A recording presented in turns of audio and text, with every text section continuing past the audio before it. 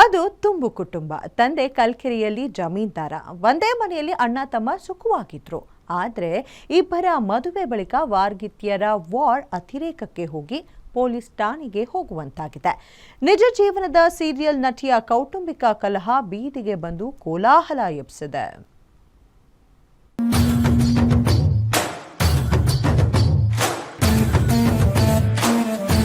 ಕಾವ್ಯ ಗೌಡ ಅವರಿಗೆ ಮನೆ ಬೇಕು.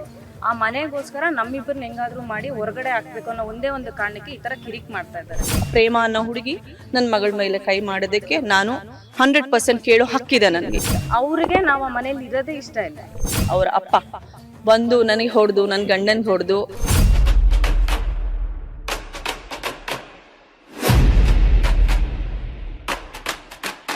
ಮಹಿಳೆಯರಿಗೆ ಸೀರಿಯಲ್ ಎಂದರೆ ಅಚ್ಚುಮೆಚ್ಚು. ಧಾರಾವಾಹಿಗಳಲ್ಲಿ ತೋರಿಸೋ ಅತ್ತೆ ಸೊಸೆ ಜಗಳ, ಅತ್ತಿಗೆ ನಾದಿನಿ ಕಿರಿಕ್ಕಂತಹ ಕೌಟುಂಬಿಕ ಕಲಹವೇ ಪ್ರಮುಖ ಪಾತ್ರ ವಹಿಸುತ್ತೆ. ಆದರೆ ಇಲ್ಲಿ ಸೀರಿಯಲ್ ನಟಿ ನಿಜ ಜೀವನದಲ್ಲಿಯೂ ಕೌಟುಂಬಿಕ ಕಲಹದಿಂದ ಸುದ್ದಿಯಾಗಿದ್ದಾರೆ.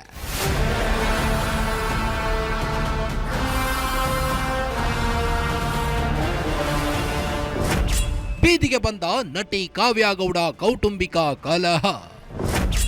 ಆಸ್ತಿ ವಿಚಾರಕ್ಕೆ ಇಬ್ಬರು ಸೊಸೆಯರ ಮಧ್ಯೆ ಸೆಣಸಾಟ.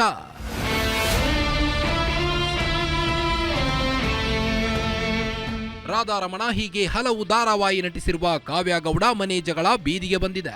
ಅದರಲ್ಲೂ ಇವರ ಹೊಡೆದಾಟದ ದೃಶ್ಯಗಳು ಅವನ್ನ ನೋಡಿದ್ರೆ ಯಾವುದೋ ಸಿನಿಮಾ ಸೀನ್ ಅಂತಲೇ ಅನ್ಕೋಬಹುದು. ಸೋಮಶೇಖರ್ ಹಾಗೂ ನಂದೀಶ್ ಇಬ್ಬರು ಕೂಡ ಸಹೋದರರು. ಜೊತೆಯಾಗಿಯೇ ಬಾಳಿ ಬದುಕುತ್ತಿದ್ರು. ಸೋಮಶೇಖರ್ ಸೀರಿಯಲ್ ನಟಿ ಕಾವ್ಯ ಗೌಡಾಳನ್ನ ಪ್ರೀತಿಸಿ ಮದುವೆಯಾಗಿದ್ರೆ, ನಂದೀಶ್ ಸಂಬಂಧಿಯಾದ ಪ್ರೇಮ ಜೊತೆ ಸಪ್ತಪದಿ ತುಳಿದಿದ್ದ. ಇಬ್ಬರು ಕೂಡ ಕಲ್ಕೆರೆ ಬಳಿ ಇರುವ 100 ಕೋಟಿ ಮೌಲ್ಯದ ಭವ್ಯ ಬಂಗಲೆಯಲ್ಲಿ ವಾಸವಿದ್ರು. ಆದರೆ ವಾರಗಿತ್ತಿಯರ ನಡುವೆ ಹೊತ್ತಿಕೊಂಡ ಕಿಚ್ಚು ಒಮ್ಮೆಲೆ ಸ್ಫೋಟವಾಗಿ ಸ್ಟೇಷನ್ ಮೆಟ್ಟಿಲಿರೋ ಸ್ಥಿತಿ ಬಂದಿದೆ.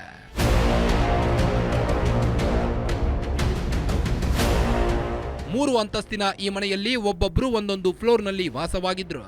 ಆದರೆ ಕಾವ್ಯ ಇಡೀ ಮನೆ ತನಗೆ ಬೇಕು ಎಂದು ಖ್ಯಾತೆ ತೆಗೆದಿದ್ದಾಳೆಂದು ಪ್ರೇಮ ಆರೋಪಿಸಿದ್ದಾಳೆ.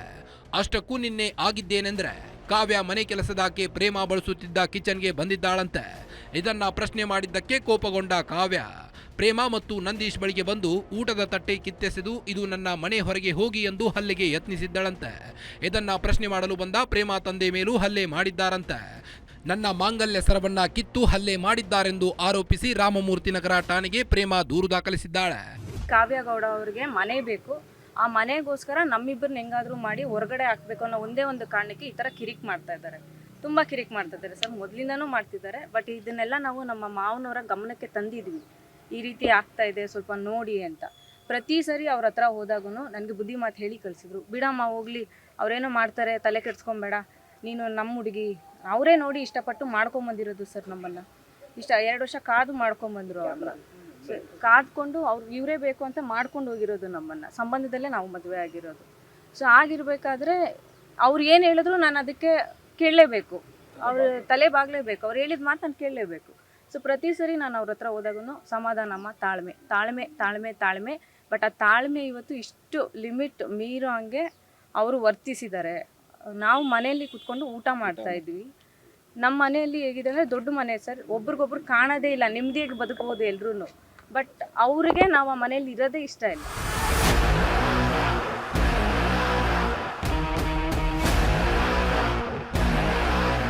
ಇನ್ನು ಕಾವ್ಯ, ನಂದೀಶ್ ಹಾಗೂ ಪ್ರೇಮ ತಂದೆ ರವಿಕುಮಾರ್ ಮೇಲೆ ಗಂಭೀರ ಆರೋಪ ಮಾಡಿದ್ದಾರೆ.